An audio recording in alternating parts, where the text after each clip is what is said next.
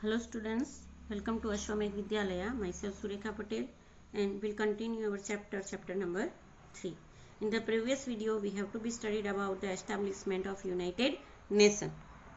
And today we are going to study about the organ of United Nations. उसके main organs क्या है और वो कैसे वर्क करता है, तो उसके बारे में आप लोगों को आज हम लोग डिस्कस करेंगे. Organs of United Nations. The structure adopted by the United Nations to achieve its aim include its 6 organs. उसके जो एम्स है उसको अचीव करने के लिए, पाने के लिए 6 ऑर्गन्स जो है वर्क करते हैं. जैसे हम लोग स्कूल के अंदर देखते हैं तो जो प्रिंसिपल्स, जो ट्रस्टी मैनेजमेंट जो होता है उसके अंडर जो है प्रिंसिपल वर्क करते हैं, उसके अंदर टीचर्स काम करते हैं. तो इस तरह जो है एडमिनिस्ट्रेशन जो है वो डिवाइड किया जाता है. तो यहाँ पे भी यूनाइटेड नेशन के 6 अलग अलग ऑर्गन्स है जो एम डिसाइड किया गया है ये ऑर्गेनाइजेशन के द्वारा, तो उसको अचीव करने के लिए ये 6 ऑर्गन जो है वर्क करते हैं. जिसके अंदर फर्स्ट है general assembly, security council, economic and social council, trusteeship council, international court of justice, secretariat. तो इस तरह 6 ऑर्गन्स जो है वो वर्क करती है. International court of justice is situated in Hague, Netherland. Hague city जो है नेदरलैंड में, वहां पे इंटरनेशनल कोर्ट ऑफ जस्टिस, जैसे सुप्रीम कोर्ट होती है, हाई कोर्ट होती है, उसी तरह इंटरनेशनल कोर्ट भी है जो नेदरलैंड के हेग सिटी के अंदर है. All other councils are situated in New York. दूसरे जो काउंसिल्स हैं वो न्यूयॉर्क में है, अमेरिका के सिटी में.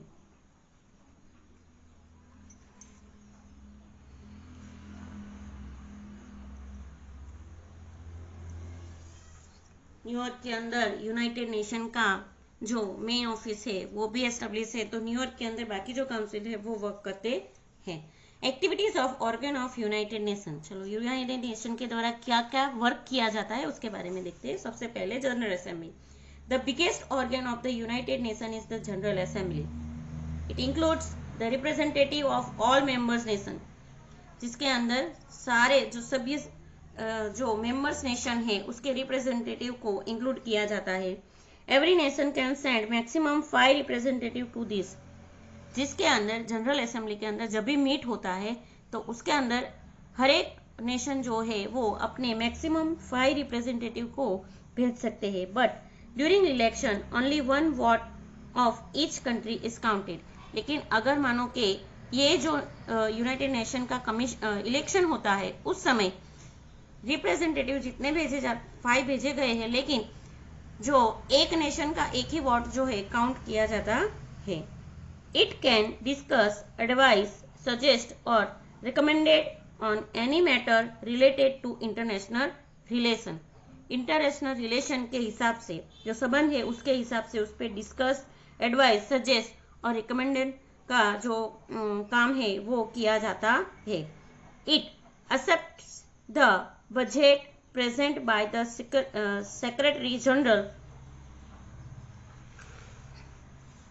every year and allotted the expenses. इसके द्वारा जो बजट है विश्व शांति के लिए या कोई भी नेशन है कि जिसके ऊपर इमरजेंसी कोई पेंडेमिक हुआ है, जैसे कि हम लोग अभी देख रहे हैं कि कोरोना वायरस में एक देश से दूसरे देश को मदद कर रहा है, तो ऐसी सारी सिचुएशन के अंदर जो है, या फिर वॉर होता है तो वॉर के टाइम किसी नेशन के अंदर बहुत भारी मात्रा में डिस्ट्रक्शन हुआ है, तो वो फुलफिलमेंट के लिए, या फिर कोई नेचुरल कैलेमिटीज के दौरान कुछ तकलीफ हुई है तो उस समय के दौरान, तो ये सारे एक्सपेंसेस जो है वो का एवरी ईयर जो है जनरल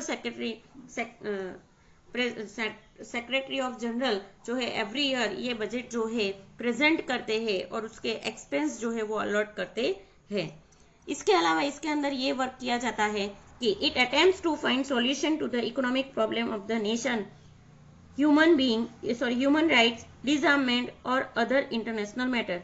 इसके अंदर जैसे मैंने आप लोगों को बताया कि किसी राष्ट्र को इकोनॉमिक प्रॉब्लम है, इसके अलावा ह्यूमन राइट्स से लेके कोई प्रश्न है, डिसआर्ममेंट की कोई एक देश के अंदर जैसे आर्ममेंट बढ़ गई है और दूसरे देशों को उससे नुकसान हो रहे हैं, तो डिसआर्ममेंट पे एंड अदर इंटरनेशनल मैटर जो है कि हर एक देश एक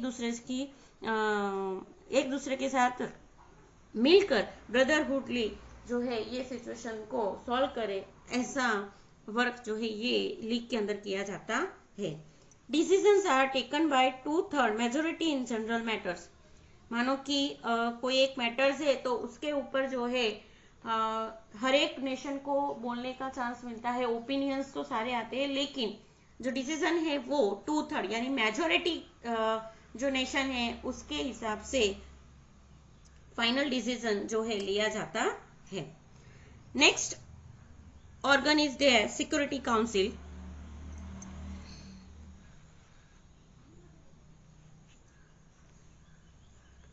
सिक्योरिटी काउंसिल के अंदर this is the most important organ of the United nation.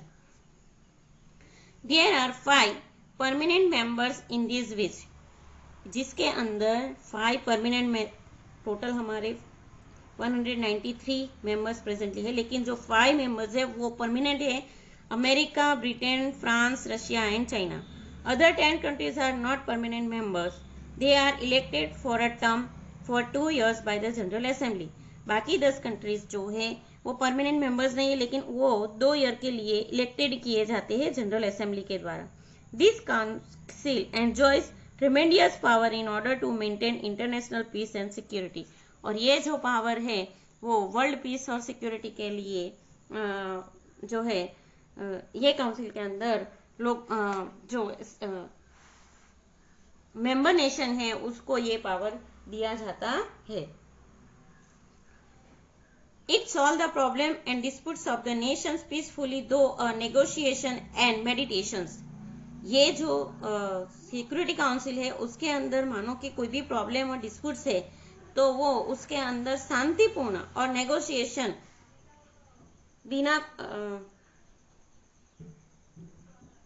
Negotiation के द्वारा और मेडिटेशन के द्वारा जो है मतलब पीसफुली शांति से जो है वो डिस्प्यूट और प्रॉब्लम जो है सॉल्व किया जाता है। When any one permanent member does not vote in support of some important international matter, it can take a decision on that. मानो कि कोई एक मैटर है जिसके अंदर जो 5 परमानेंट मेंबर्स है उसमें से कोई भी एक मेंबर जो है वो मैटर के अंदर डिसीजन लेने में अपना रोल जो है प्ले करता नहीं, अच्छा टेक पार्ट नहीं करता है, तो वो जो प्रॉब्लम है वो उसका सॉल्यूशन होता नहीं है। This power of the 5 permanent member is called veto और राइट टू डैनिंग, जिसको 5 परमानेंट मेंबर के लिए वीटो पावर या राइट टू डैनिंग निषेध मतलब उसको एक्सेप्ट नहीं करते हैं। Russia has use this veto power maximum number of time, और रसिया ने ये जो वीटो पावर है मैक्सिमम टाइम जो है यूज किया है। यहाँ पे हम लोगों को वीटो पावर का चार्ट दिया है जिसके अंदर किसने कितनी टाइम वीटो पावर यूज किया है, तो रसिया ने मैक्सिमम 122 टाइम्स जो ये वीटो पावर का यूज किया है। कि कोई भी डिस्प्यूट ऐसा है कि जिसके अंदर वो लोग टेक पार्ट करते नहीं है, वो सिचुएशन का सॉल्यूशन होता नहीं। Next organ work for United Nation is economic and social council. This council is also called इकोसॉक, इसको इकोसॉक भी कहा जाता है। The general assembly appoints 2/3 of its retiring member of 3 years।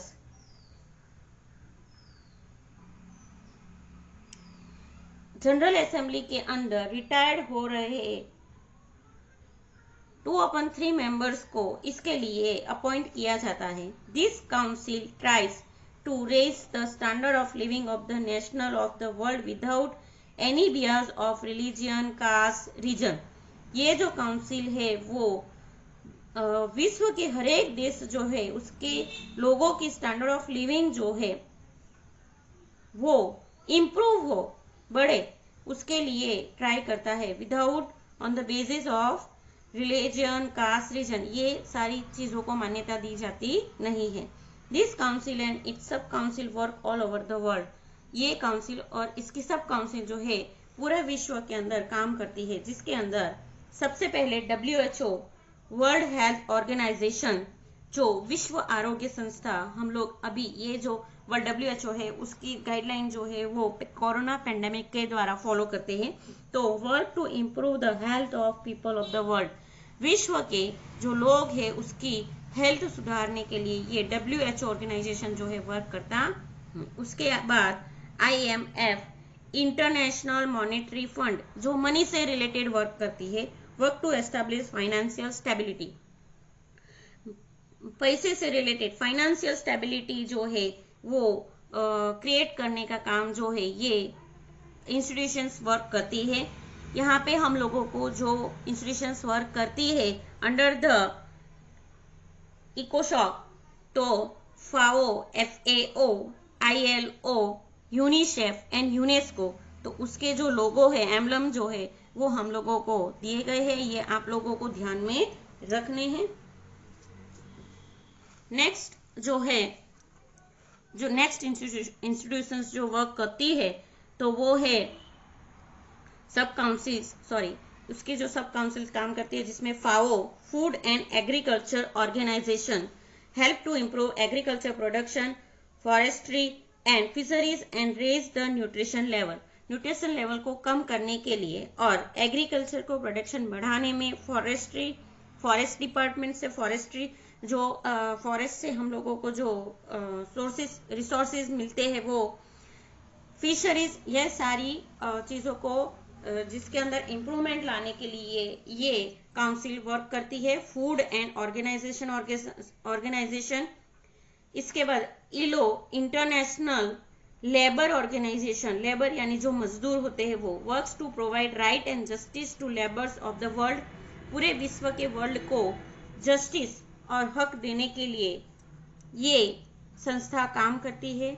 UNICEF, United Nation international children's emergency fund, again United Nation international children's emergency fund या फिर United Nation international children's fund, ये प्रेजेंटली है, पहले इमरजेंसी था, अभी जो है United Nation international children's fund, undertakes child welfare activity to improve the health of the childrens of the world by providing nutritional food and education, विश्व के जो चिल्ड्रन है, बच्चे हैं, उनकी हेल्थ को बनाए रखने के लिए, हेल्थ को इम्प्रूव करने के लिए और उनको एजुकेशन देने के लिए ये जो काउंसिल है वो वर्क करती है। यूनिसेफ, बच्चों के लिए, it's providing nutrition, food and education.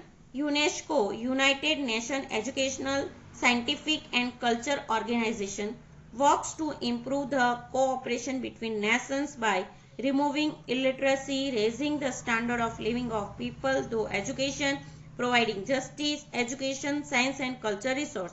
UNESCO जो है वो लोगों को एक राष्ट्र के दूसरे राष्ट्र के साथ जो है संबंध जो है उसको इम्प्रूव करने के लिए, उनके साथ कोऑपरेशन बनाए नहीं रखने के लिए, इसके अलावा इलिटरेसी को रिमूव करने के लिए, लोगों की स्टैंडर्ड ऑफ लिविंग बढ़ाने के लिए, एजुकेशन देकर उनकी स्टैंडर्ड लिविंग बढ़ाने के लिए, जस्टिस देने के लिए, एजुकेशन, साइंस और कल्चर रिसोर्सेज जो है उसको संभालने के लिए ये यूनेस्को जो है वो वर्क करती है। हम लोगों को पता है कि जो कल्चर हेरिटेज है उसमें यूनेस्को के अंदर नाम ऐड किया जाता है, तो यूनेस्को जो है वो जो हेरिटेज होता है उसकी संभाल रखते हैं।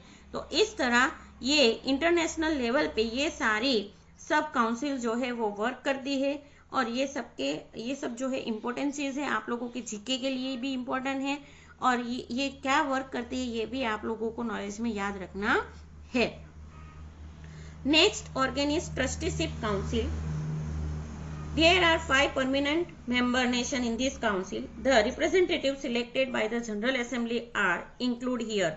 General Assembly के द्वारा ये जो रिप्रेजेंटेटिव है वो सेलेक्ट किए जाते हैं। It oversees matter pertaining of nation that have not acquired independence and are under some provisions mandate Also, nation defeated in the Second World War as well as its social, economic, political and development.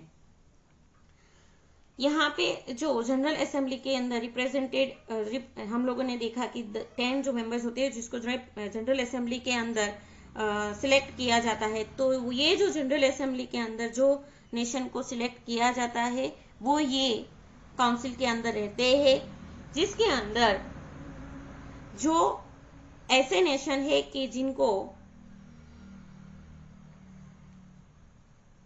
Independence ना मिली हो और second world war के अंदर जो nation जो है वो defeat हुए हैं, तो उनकी सोशल, इकोनॉमी और पॉलिटिकली जो है उनको संभालने की, उनको देखने की, ये सारी काम जो है ये ट्रस्टीशिप काउंसिल के अंदर किया जाता है। यानी कि ट्रस्टीशिप काउंसिल में क्या होता है कि जो बाकी 10 रिप्रेजेंटेटिव नेशन है जिनको सिलेक्ट किया जाता है, तो उनको दूसरे नेशन जो है, ऐसे नेशन के जो इकोनॉमिकली डिस्टर्ब हो, सोशली, इकोनॉमिकली, पॉलिटिकली कुछ भी प्रॉब्लम हो, तो ये डेवलपमेंट के लिए ये रिप्रेजेंटेटिव नेशन को उसकी रिस्पॉन्सिबिलिटी दी जाती है, जिसको ट्रस्टीशिप काउंसिल कहा जाता है। After that international court of justice, it's headquarter is the city of Hague, Netherland. हम लोग ने आगे से देखा इंटरनेशनल कोर्ट जो है वो, देयर आर 15 जज in it who are appointed for 9 years, जिसके अंदर टोटल 15 जज की बेंच है और जो 9 years के लिए वर्क करते हैं। It solves disputes between Nations, gives verdict on international disputes presented before it and gives legal advice। इसके अंदर जो है दो नेशन के बीच का जो डिस्प्यूट है वो सॉल्व किया जाता है, और जो भी डिस्प्यूट वर्डिक्ट जो है वो इंटरनेशनल कोर्ट के अंदर प्रेजेंट किया जाता है, तो उसके सामने वो जस्टिस देते हैं, वर्डिक्ट देते हैं और जो लीगल एडवाइस भी देते हैं। आफ्टर दैट सेक्रेटरिएट यानी कि जो उसका ऑफिस है वो, the office of secretary general of United Nation is called secretariat. जो उसका यूनाइटेड नेशन का जो ऑफिस है उसको सेक्रेटरिएट कहा जाएगा। The general assembly appoints the secretary general for 5 years। जो यूनाइटेड नेशन का सेक्रेटरी जनरल है वो 5 years के लिए अपॉइंट किया जाएगा।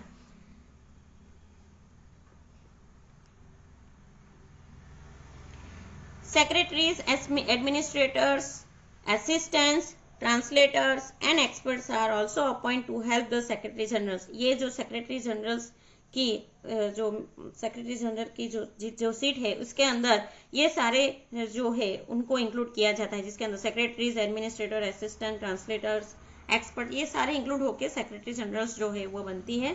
The secretariat is situated in New York.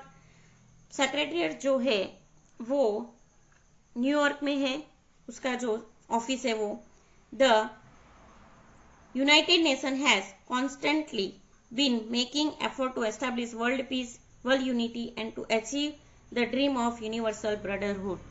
United nation जो है वो कॉन्स्टेंटली जो है वर्ल्ड पीस बनाए रखने में, वर्ल्ड यूनिटी बनाए रखने में और यूनिवर्सल ब्रदरहुड का जो ड्रीम है वो अचीव करने में हमेशा कार्यरत है। तो इस तरह यूनाइटेड नेशन जो है वो विश्व संस्था पे, वैश्विक स्तर पे, वैश्विक स्टेज पे जो है इस तरह वर्क करती है। Thank you.